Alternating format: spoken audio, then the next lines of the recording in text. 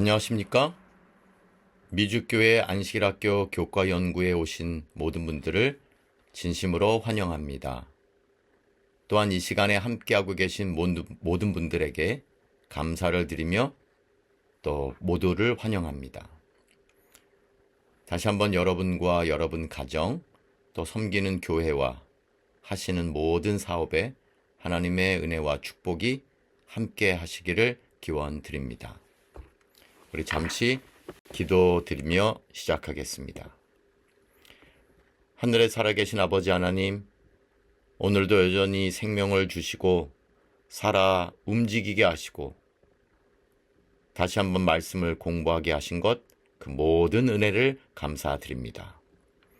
말씀을 펴고 말씀을 읽고 말씀을 연구하며 묵상할 때에 이 모든 일들이 우리의 믿음과 신앙에 큰 유익이 되도록 허락해 주시옵소서. 무엇보다 우리가 마음과 생각이 순결하고 정직하여 하나님의 말씀을 그대로 받게 하시고 깨닫게 하시고 그 말씀에 순종하며 살도록 인도해 주시옵소서. 예수님의 이름으로 기도드립니다. 아멘. 이번 한 주간 동안 여러분과 저는 안식일학교 교과 제10과 그리스도 안에서 완전함을 공부하고 있습니다. 계속해서 기억절에 있는 말씀을 읽겠습니다. 기억절은 골로새서 2장 16절과 17절입니다. 그러므로 먹고 마시는 것과 절기나 초하루나 안식일을 이유로 누구든지 너희를 비판하지 못하게 하라. 이것들은 장래일의 그림자이나 몸은 그리스도의 것이니라. 오늘은 3월 5일 목요일, 제목은 사람의 계명입니다. 오늘 교과 내용은 어제와 또한 그저께와 이렇게 연결이 되어 있습니다. 어제는 그림자인가 실체인가, 안식일 계명은 더 이상 그림자가 아니고 실체 이름을 확인했고요.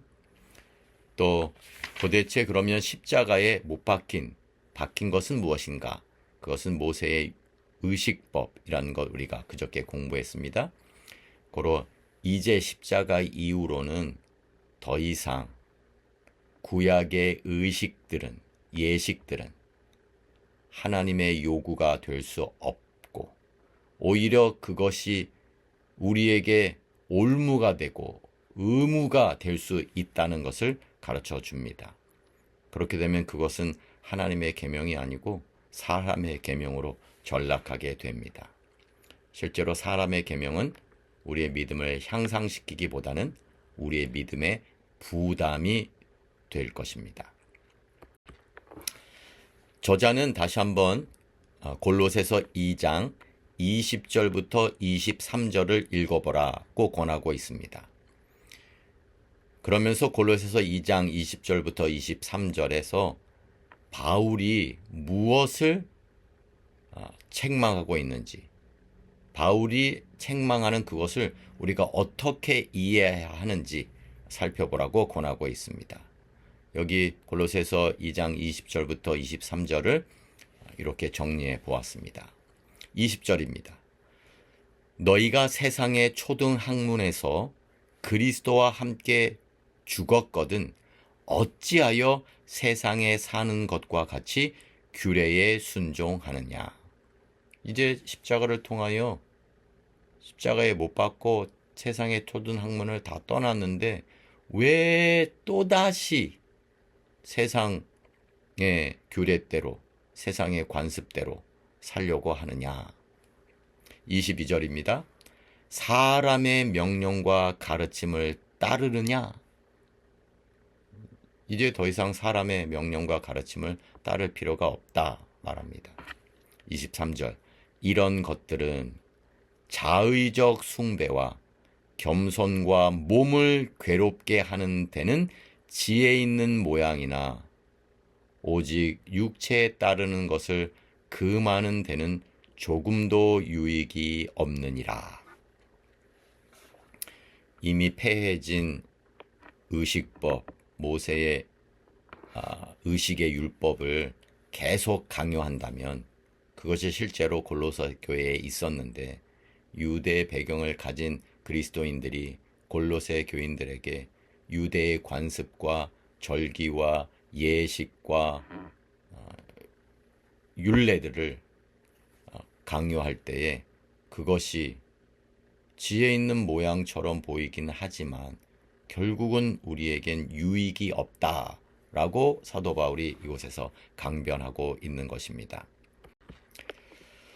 바울은 유대교 의식에 대해 세상의 초등학문이라고 규정하고 있습니다. 우리가 의식법에 얽매일 필요가 없는 것은 이것들이 단지 지금 우리가 그리스도를 통해 누리는 현실, 그것들을 이전에 예표하는 것일 뿐이었기 때문입니다. 이제 그리스도께서 실체가 오셨고 십자가의 그 모든 것들이 못 박혀서 더 이상 필요가 없는 것이 되었기 때문에 그것은 세상의 초등학문처럼 전락해 버린 것입니다. 이 규례들은 하나님께서 주신 것이 분명하지만 그 기능이, 그 역할이 예수 그리스도께서 오시기 전까지만, 곧 실체가 나타나시기 전까지만이었기 때문에 그 기능이 다 했기 때문에 더 이상은 필요하지 않은 것입니다. 이제 십자가 이후에 계속해서 이것을 강요하고 이것을 요구한다면 그것은 우리를 얽어매는, 우리를 너무 힘들게 하는 것이 될 수밖에 없습니다. 하나님의 손이 성전 휘장을 찢는 사건, 여러분 기억하실 것입니다. 그것이 무엇을 의미할까? 그것은 바로 이 모든 예식과 제사 제도에 관련된 규례들이 십자가를 통하여 완전히 성취되었고 끝났기 때문에 이제 십자가의 사건과 함께 폐기되었음을 의미합니다. 고로 이제 그 이후에 그리스도인들은 유대인들이 이전에 했던 것과 같이 그런 의식법에, 예식에 얽매일 필요가 없는 것입니다. 오히려 이 규례들, 그와 같은 예식법을 따르는 것은 세상의 관습과 세상의 초등학문처럼 사라질 것들을 다시 받아들이는 것에 불과하게 됩니다.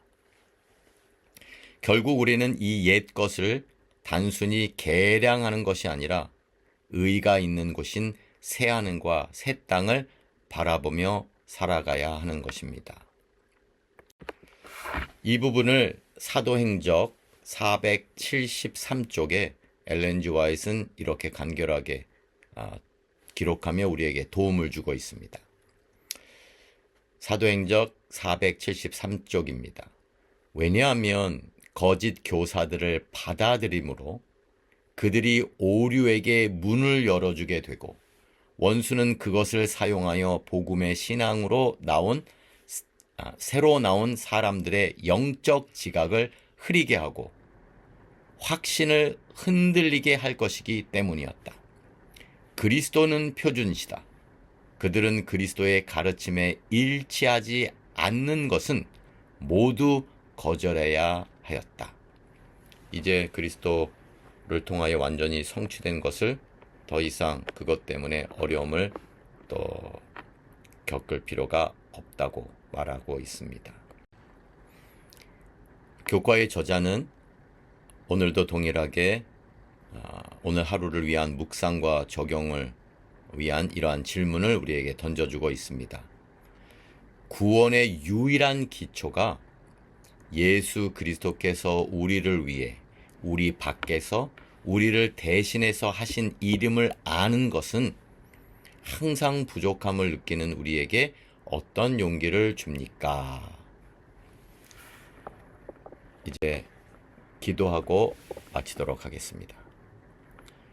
고마우신 아버지 하나님, 오늘도 우리에게 다시 한번 말씀을 통하여 그리스도께서 이루신 것을 알고 또 우리로 하여금 사람의 계명이 아닌 하나님의 말씀에 순종하며 살도록 가르침을 주신 것을 감사합니다.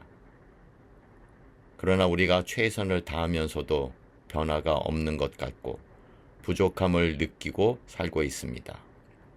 죄 가운데서 여전히 연약하게 살아가는 우리 자신들을 보게 됩니다. 아버지 하나님, 다시 한번 우리를 위하여 십자가에 달리신 그리스도를 보게 하시고 우리를 대신하여 모든 일을 이루신 그리스도의 은혜를 바라보며 살도록 허락해 주시옵소서. 그래서 그리스도의 은혜와 보혈 때문에 오늘 하루도 우리도 승리하며 살도록 인도해 주시옵소서. 예수님의 이름으로 기도드립니다. 아멘.